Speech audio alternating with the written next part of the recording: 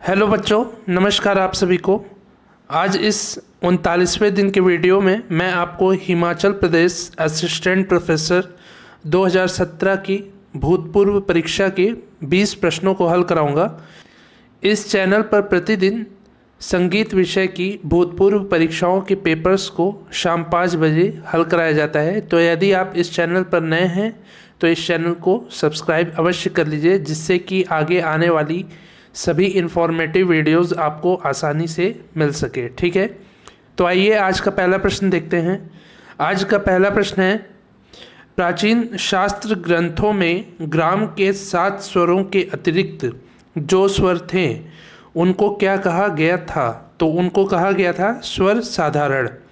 प्राचीन शास्त्र ग्रंथों में जो 7 स्वर थे उनके अतिरिक्त जो स्वर थे उनको स्वर साधारण कहा गया था। ठीक है, नेक्स्ट है, स्वर साधारण जो आज का अंतर्गंधार और काकली निषाद है किसने कहा था? तो उसको कहा था भरत जी ने। भरत जी ने स्वर साधारण जो आज का अंतर्गंधार और काकली निषाद है उसको कहा था। इसके बाद अगला प्रश्न है, शुद्ध गंधार को दक्षिण संगीत में कहते हैं। शुद्ध गंधार को दक्षिण संगीत में कहते हैं अंतर गंधार। जो हिंदुस्तानी संगीत उत्तर भारतीय संगीत का शुद्ध गंधार है वो कर्नाटक संगीत दक्षिण भारतीय संगीत में अंतर गंधार के नाम से जाना जाता है। इसके बाद अगला प्रश्न है, कहरवा का प्रयोग होता है, कहरवा ताल का प्रयोग होता है भजनों में।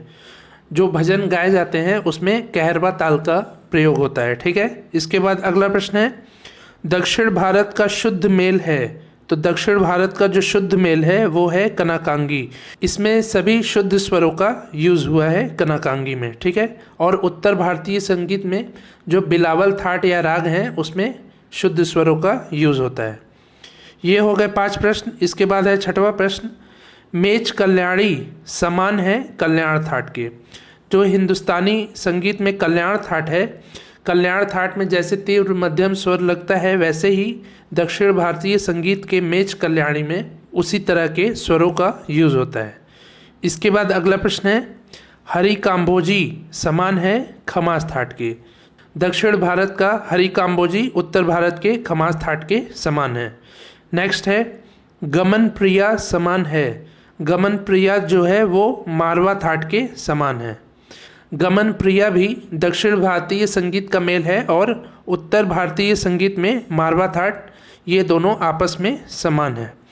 इसके बाद अगला प्रश्न है, नी सा ग रे म ग प म ध प सा नी रे सा। इसमें जो पहला निषाद है वो मंद्र सप्तक का है और इसमें तीव्र मध्यम का यूज़ हुआ है। ठीक है, और ये जो सा के ऊपर बिंदी है और रे सा के ऊपर बिंदी है ये तार सप्तक के स्वर हैं, बाकी मध्य सप्तक के स्वर हैं। ठीक है, तो नी सा ग रे म ग प म ध प सा नी रे सा, ये स्वर है गौड़ सारंग राग का।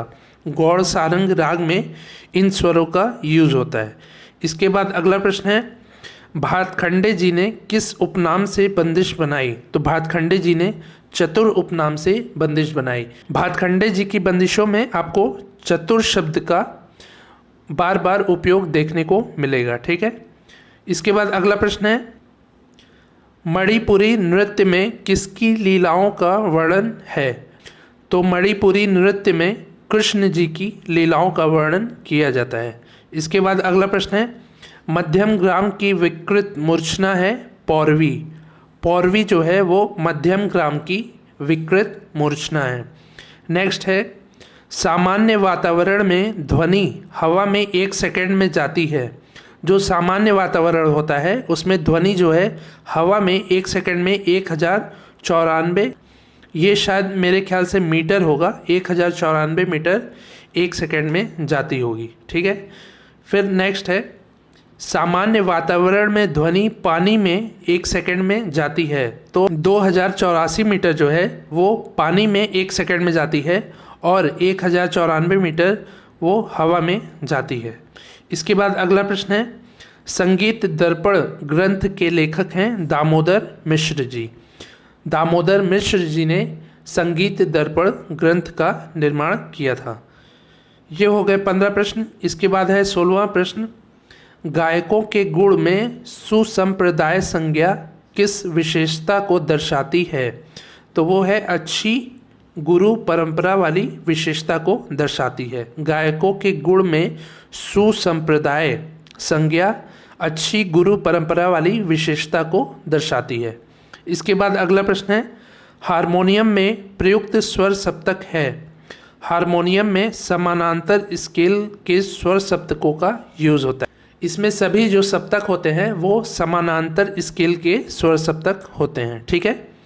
नेक्स्ट है, मतंग मुनि ने बताया था। मतंग मुनि ने ग्राम राग देशी राग वर्गीकरण को बताया था।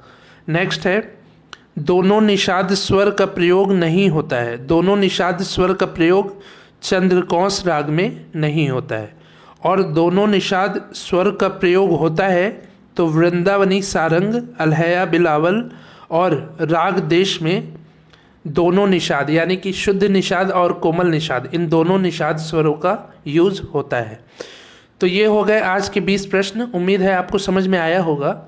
ऐसे ही प्रतिदिन इसी प्रकार की इन्फॉर्मेटिव वीडियोस को देखने के लिए आप हमसे जुड़े रहिए। इस चैनल को यदि अभी तक आपने सब्सक्राइब नहीं किया है तो सब्सक्राइब अवश्य कर लीजिए, और यदि यह वीडियो अच्छा लगा हो तो इसको लाइक और शेयर भी ज़रूर करिए।